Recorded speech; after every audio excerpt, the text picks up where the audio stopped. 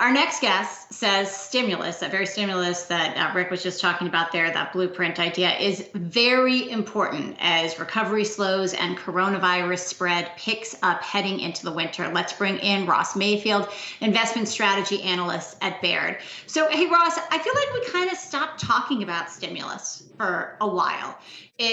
Was earlier in the fall, highly expected when we had more of a runway up to the election. People said we really needed it. But then the economy kept doing what it's doing. The stock market kept going higher and we stopped talking about it. Now it's back sort of on the front burner. Do we really need it here? Yeah, well, first, thanks for having me on. And I think the answer is yes. We have a clear finish line in place, but we need a bridge to get there. I think the damage of a lack of any kind of stimulus would be more in the real economy as opposed to the stock market. But yeah, to be honest, it surprised me. The economy, had a little more momentum as people pulled down savings. Some of the patchwork stimulus was effective throughout the fall.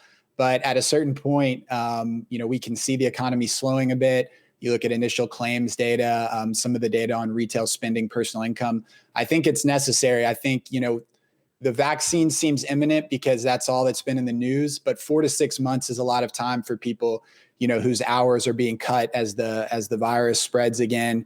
And for people who have really pulled down their savings a lot over the last couple of months.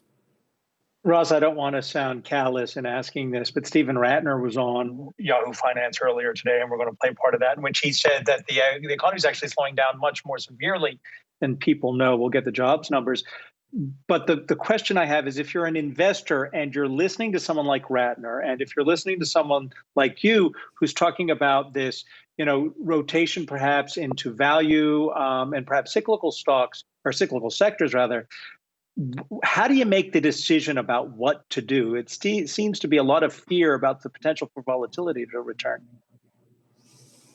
Sure. So I think the distinction is between the economy and the stock market there. Without any sort of fiscal stimulus over the coming months, I think the economic slowdown, a quote unquote, double dip recession or pullback, as some have called it, becomes more likely. But we've seen all year that the stock market can look past some economic damage on the ground if the outlook is bright in the future. And that's what the vaccine has provided. So I think, any kind of near-term volatility related to the coronavirus, and it might be possible. There's a couple other reasons that you might get some volatility over the coming months as we kind of set up for this big 2021 that people are expecting.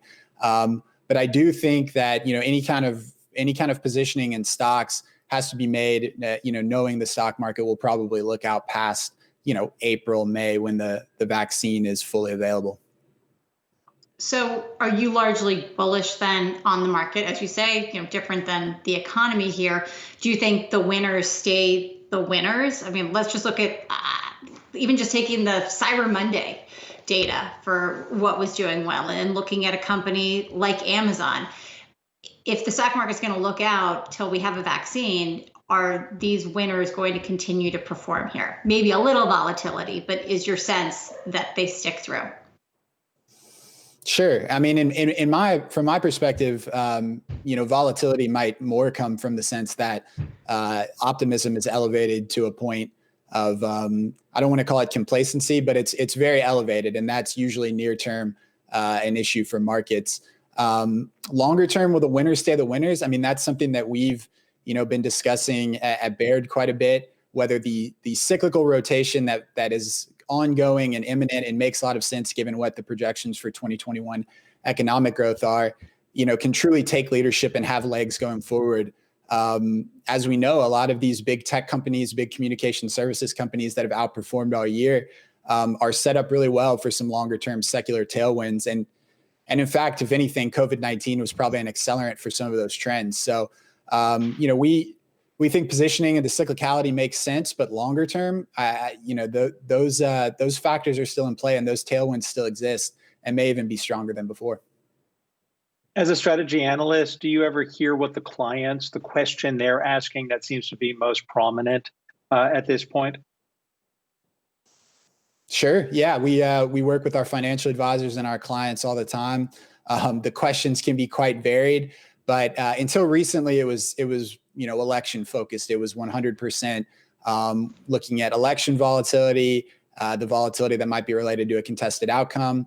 Now people have really kind of taken the certainty that has come, from an election outcome, from a couple of really successful vaccine candidates, and started to look towards 2021. So, the questions are, what is the outlook for inflation? What is the outlook for 2021?